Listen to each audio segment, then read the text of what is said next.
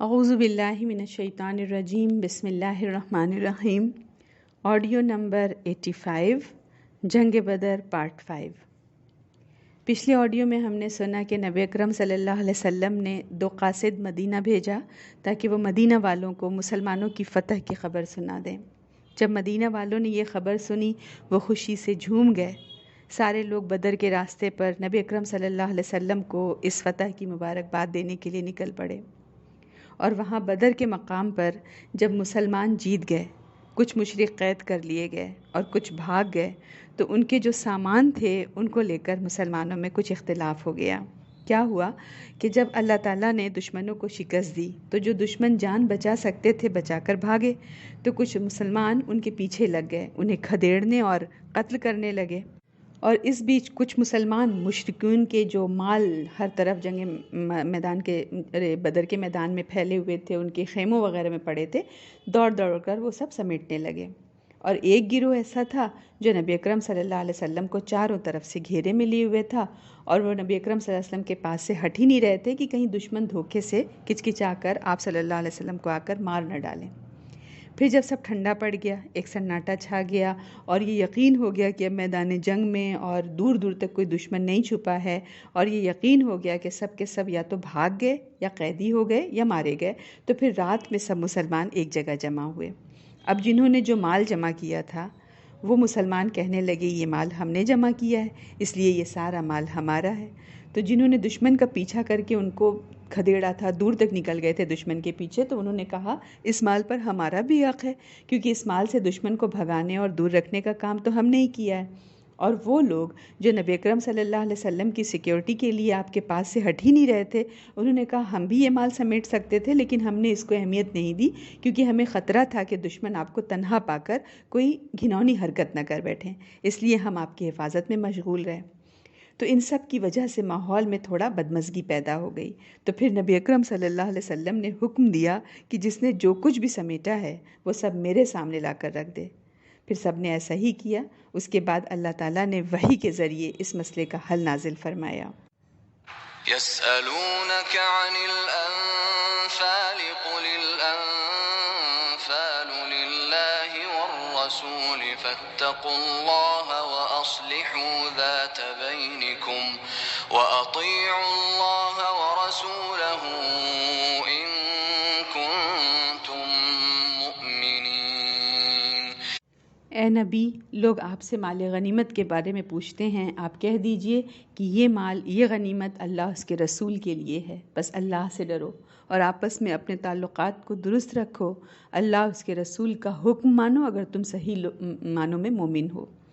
پھر نبی اکرم صلی اللہ علیہ وسلم نے اس مال غنیمت کو اللہ کے حکم کے مطابق مسلمانوں میں تقسیم فرما دیا۔ اس کے بعد بدر میں نبی اکرم صلی اللہ علیہ وسلم نے 3 دن اور قیام فرمایا، پھر مدینہ کے لیے نکل پڑے۔ آپ کے ساتھ قیدی بھی تھے، صحابہ بھی تھے اور مال غنیمت بھی تھا۔ ان قیدیوں میں نضر بن حارث بھی تھا۔ یاد ہے یہ کون ہے؟ جس نے نبی اکرم صلی اللہ علیہ وسلم کو ستانے میں کوئی بھی کسر نہ چھوڑی، آپ کو اذیت پہنچانے میں کوئی کسر نہ چھوڑی، اور اسلام کی دعوت کا راستہ روکنے میں ہر حربہ اس نے استعمال کیا۔ یہ نبی اکرم صلی اللہ علیہ وسلم کو ایذا پہنچانے والوں میں پیش تھا۔ نبی اکرم صلی اللہ علیہ وسلم ابھی مدینہ کے راستے میں ہی تھے، بس ایک جگہ تھوڑا آرام کے لیے پڑاؤ ڈالا تو آپ نے فرمایا نضر بن حارث کو قتل کر دیا جائے۔ عقبہ بن ابی معیط بھی قیدیوں میں تھا، اس کے بھی قتل کا حکم آپ صلی اللہ علیہ وسلم نے جاری فرمایا۔ یہ وہی ہے جو کبھی آپ پر اوجڑی ڈالا کرتا تھا، کبھی آپ کے منہ پر تھوکنے کی کوشش کرتا تھا، کبھی آپ کی گردن میں کپڑا باندھا کرتا تھا۔ آپ صلی اللہ علیہ وسلم کو اس نے ہر طرح سے ٹارچر کیا تھا، اس کے لیے بھی نبی اکرم صلی اللہ علیہ وسلم نے قتل کا حکم دیا۔ یہاں تھوڑا سا ہم اس کو سمجھیں گے۔ یہ نعوذ باللہ نبی اکرم صلی اللہ علیہ وسلم کا کوئی جابرانہ اسٹیپ نہیں تھا ان قیدیوں کے قتل کا حکم دینا۔ دیکھیں، ایک ہوتے ہیں پرزنرز آف وار، جنگی قیدی، اور ایک ہوتے ہیں وار کرمنلز۔ تو اسلام نے ان دونوں میں فرق کیا ہے۔ وار کرمنلز کو تو سزا دی جاتی ہے، لیکن پرزنرز آف وار کو اسلام سزا دینے کا قائل نہیں۔ وہ مجرم نہیں ہوتے، کوئی جرم نہیں ہوتا ان کا، وہ تو فوجی ہوتے ہیں، اپنے ملک، اپنے نظریے کے دفاع کے لیے اپنے گھروں سے نکلے ہوتے ہیں، اور وہ جنگ کر رہے ہوتے ہیں، برابری کا معاملہ ہو رہا ہوتا ہے، اس کے علاوہ ان کا اور کوئی جرم نہیں ہوتا۔ تو اسلام جنگی قیدیوں سے تو بہت ہی بہترین سلوک ہمیں کرنے کا حکم دیتا ہے، لیکن ساتھ ہی ساتھ وہیں ہم کو یہ بھی بتاتا ہے کہ اگر جنگی مجرم ہے کوئی وار کرمنل ہے تو پھر اس کو سزا دینے کا پورا اختیار اسلامی حکومت کے پاس ہے۔ تو جنگی نقطہ نظر سے ان دونوں طاغوتوں کا قتل ضروری تھا، کیونکہ یہ صرف جنگی قیدی ہی نہیں تھے بلکہ جنگی مجرم بھی تھے۔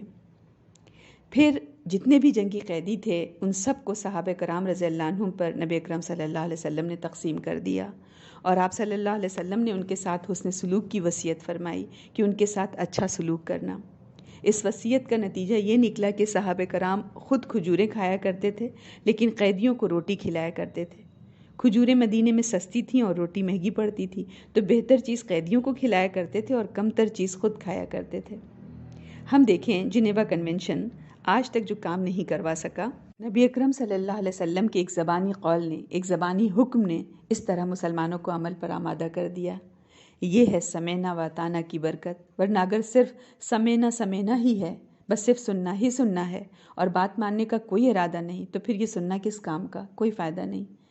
اللہ کرے ہم بھی سمینا کے دعوے کے ساتھ ساتھ اطانا پر بھی پورے اتریں، آمین۔ پھر آپ صلی اللہ علیہ وسلم اور آپ کے اصحاب اور قیدی مدینہ کی طرف آگے بڑھے۔ لوگ مسلمانوں کی فتح کی خبر سن کر آپ صلی اللہ علیہ وسلم اور آپ کے اصحاب کے استقبال کے لیے مدینہ سے نکل پڑے تھے۔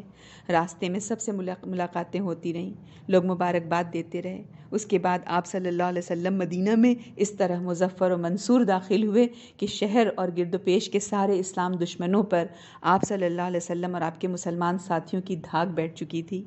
اب اس فتح کے اثر سے مدینہ کے بہت سے لوگ ٹیم بنا کر آتے اور اسلام قبول کرتے۔ اسی موقع پر عبداللہ بن ابی اور اس کے چمچوں نے بھی دکھاوے کے لیے اسلام قبول کر لیا۔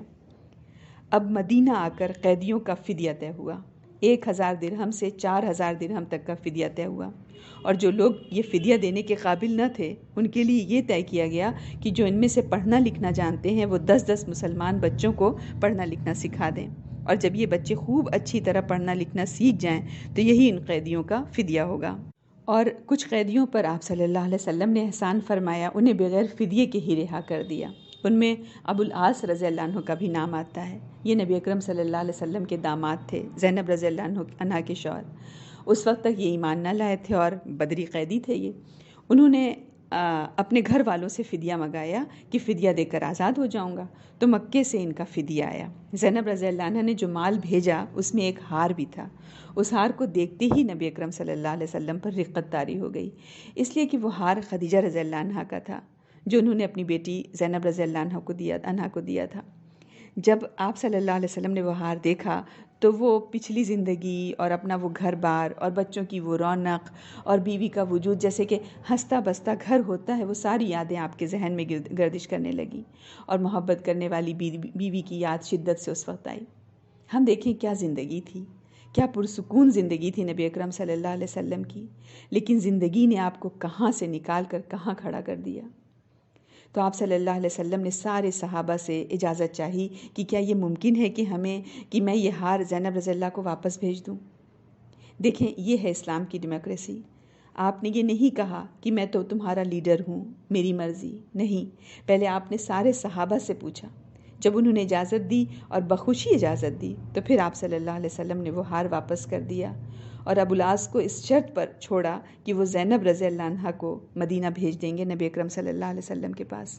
تو یوں سمجھیں کہ فدیہ لینے کے بجائے ایکسچینج پر معاملہ ہو گیا۔ ہم دیکھیں ایکسچینج آف پرزنرز بھی تو ہوتے ہیں نا، آج بھی ہوتا ہے۔ تو زینب رضی اللہ عنہ ایک طرح سے قیدی بنی ہوئی تھی مکہ میں، تو ان کے بدلے ابو العاص کو آزاد کیا گیا کہ تم جاؤ اور جا کر میری بیٹی کو میرے پاس بھیج دینا۔ مکہ پہنچ کر ابو العاص رضی اللہ عنہ نے وعدے کے مطابق زینب رضی اللہ عنہ کو مدینہ بھیج دیا۔ زینب رضی اللہ عنہ کا یہ سفر بڑا تکلیف دہ ہے۔ جب وہ مدینہ کے قریب ہی تھیں کہ کچھ کفار نے ان کو گھیر لیا اور ان کو نیزہ مار کر زمین پر گرا دیا۔ جب یہ واقعہ ہوا تو زینب رضی اللہ عنہ حمل سے تھیں، سخت ان کو چوٹ آئی، اسقاط حمل ہوا، ان کا مسکیریج ہوا۔ بڑی مشکلوں سے مدینہ پہنچیں لیکن جو زخم ان کو لگا تھا اس سے پوری طرح ریکور نہ کر پائیں، پوری طرح صحت یاب نہ ہو پائیں۔ بیماری ان کی چلتی رہی، وقت گزرتا رہا۔ کئی سال بعد ان کے شوہر ابو العاص نے اسلام قبول کیا اور پھر وہ بھی مدینہ آ گئے۔ پھر اس کے کچھ ہی مہینوں بعد زینب رضی اللہ عنہ کا انتقال ہو گیا، اور اس کا سبب وہی چوٹ تھی جو کہ ان کو ہجرت کے دوران لگی تھی۔ 2 بچے انہوں نے چھوڑے، بیٹے کا نام علی اور بیٹی کا نام امامہ تھا رضی اللہ عنہما۔ تھوڑا سا امامہ رضی اللہ عنہ کے بارے میں بھی ہم جان لیں۔ یہ جو ان کی بیٹی زینب رضی اللہ عنہ کی امامہ رضی اللہ عنہ تھیں، فاطمہ رضی اللہ عنہ کے انتقال کے بعد علی رضی اللہ عنہ کے نکاح میں آئیں، یعنی خالہ کے انتقال کے بعد خالو سے ان کی شادی ہوئی۔ تو پھر ہم یہاں دیکھیں عمر کا فرق، تو اس زمانے میں یہ کوئی بڑی بات نہیں تھی۔ اس زمانے میں جبکہ دیکھیں یہود اور عیسائی، مشرکین، منافقین سبھی موجود تھے جو بہانے ڈھونڈا کرتے تھے اسلام پر اعتراض کرنے کے، ان میں سے کبھی کسی نے ان رشتوں پر، ان شادیوں پر اعتراض نہ کیا، اس لیے کہ اس زمانے میں ہر کوئی یہی کرتا تھا۔ اس جنگ میں یعنی جنگ بدر میں عثمان رضی اللہ عنہ شریک نہ ہو سکے تھے۔ وجہ کیا تھی؟ وجہ یہ تھی کہ ان کی بیوی رقیہ رضی اللہ عنہا، نبی اکرم صلی اللہ علیہ وسلم کی بیٹی، ان کو چیچک نکل آئی۔ تو بدر کے لیے نکلنے سے پہلے نبی اکرم صلی اللہ علیہ وسلم نے عثمان رضی اللہ عنہ سے کہا کہ رقیہ کی تیمارداری کے لیے وہ مدینہ میں ہی رک جائیں۔ نبی اکرم صلی اللہ علیہ وسلم بدر ہی میں تھے کہ رقیہ رضی اللہ عنہ کی تکلیف بڑھ گئی اور 21 سال کی عمر میں وہ دنیا سے رخصت ہو گئیں۔ عین اس وقت جب ان کی قبر پر مٹی ڈالی جا رہی تھی، زید بن حارثہ رضی اللہ عنہ قصوہ اونٹنی پر بیٹھ کر بدر کی فتح کی خوشخبری لا رہے تھے۔ ہم دیکھیں نبی اکرم صلی اللہ علیہ وسلم کی زندگی عجیب امتزاج ہے، عجیب مکسچر ہے خوشی کا اور غم کا، اور یہ اللہ کے رسول ہی کا ظرف ہے کہ وہ خوشی کو اس کا مقام دیں اور غم کو اس کا مقام دیں، نہ غم کو خوشی پر حاوی ہونے دیں، نہ خوشی کو غم پر حاوی ہونے دیں۔ اور یہ اللہ کے رسول کا ہی مقام ہے کہ وہ اپنا دل چھوٹا نہ کریں۔ کوئی اور انسان ہوتا ہم جیسا تو وہ تو شکوے شکایتیں کرنے لگ جاتا کہ اللہ میں تو تیری راہ میں اتنا کچھ کر رہا ہوں، تو پھر میری بیٹی کے ساتھ ایسا کیوں ہوا، میرے گھر والوں کے ساتھ ایسا کیوں ہوا۔ اور اگر توہم پرست معاشرہ ہے ارد گرد ہو تو وہ تو پتہ نہیں کیا کوئی شگون نکالنے لگ جائیں کہ دیکھو اللہ کتنا ناراض ہے نا، یہ گئے تھے وہاں لڑنے کے لیے تو دیکھو ان کے پیچھے کیا ہوا، ان کے گھر کے اندر، ان کی بیٹی کے ساتھ۔ ہم تو اسی طرح 2+2 کرتے ہیں نا، ہم اسی طرح جمع تفریق کرتے رہتے ہیں، لیکن نبی اکرم صلی اللہ علیہ وسلم کی زندگی میں ہمارے لیے کتنے سارے سبق ہی سبق ہیں۔ تو اس طرح ایک طرف بدر کی جنگ جیتی گئی، دوسری طرف نبی اکرم صلی اللہ علیہ وسلم کی بیٹی کا انتقال۔ فاطمہ رضی اللہ عنہا اپنی بہن کی قبر پر تشریف لائیں، چھوٹی سی تو تھیں، رونے لگیں، تو نبی اکرم صلی اللہ علیہ وسلم اپنی چادر کے کونے سے ان کے آنسو پوچھتے جاتے تھے۔ یہ ہے آپ صلی اللہ علیہ وسلم کی ذاتی زندگی۔ لیکن مجال ہے جو کبھی اللہ کے خلاف بدگمانی یا شکوہ یا اپنے مشن کے بارے میں کوئی شک آپ کے دماغ میں آیا ہو؟ ہمارا ایمان تو نبی اکرم صلی اللہ علیہ وسلم کے مقابلے میں لاکھواں حصہ بھی نہیں۔ ہم تو مسلسل دنیاوی فائدوں پر اپنے دین کی قیمت کو تولتے رہتے ہیں۔ بچے ہنس رہے ہیں، بس رہے ہیں، خوش ہیں، آباد ہیں، تو ہم دین پر ٹوٹ کر نچھاور ہوتے رہیں۔ ہم کو ٹوٹ کر دین پر پیار ہے کہ کتنا اچھا دین ہے، اس کی برکت سے دیکھیں ہم کتنا خوش ہیں، بچے کتنا خوش ہیں۔ اور جہاں زندگی میں کوئی مخالفت کا سامنا کرنا پڑے، یا بیماری آئی، یا کسی نقصان کا سامنا کرنا پڑے، یا نوکری روزی روٹی پر آنچ آئے، فوراً دین کے اوپر تان اور دین کے بارے میں شک کہ دیکھو کہ شاید میں غلط کر رہی ہوں، تبھی تو اتنی مشکلات آ رہی ہیں، اللہ ہمیں اس فتنے سے بچائے۔ ایمان ہے، اس کا دنیا کے عروج و زوال سے کوئی تعلق نہیں۔ ایمان کی قیمت دنیا میں تھوڑی ہمیں وصول کرنی ہے کہ جو بھی ہم کریں اس کا سب بدلہ یہی مل جائے۔ تو ہم دین سے راضی، اور جہاں کوئی مشکلات آزمائشیں آئیں ہم جھٹ پیٹ کے پھیر کر بھاگنے کی فکر کرنے لگ جائیں۔ اللہ کرے کہ سیرہ پڑھ کر ہم اپنی زندگی، اپنی سوچ، اپنا ہر عمل اللہ کی مرضی کے مطابق کرتے چلے جائیں۔ آمین۔ والسلام علیکم ورحمۃ اللہ وبرکاتہ۔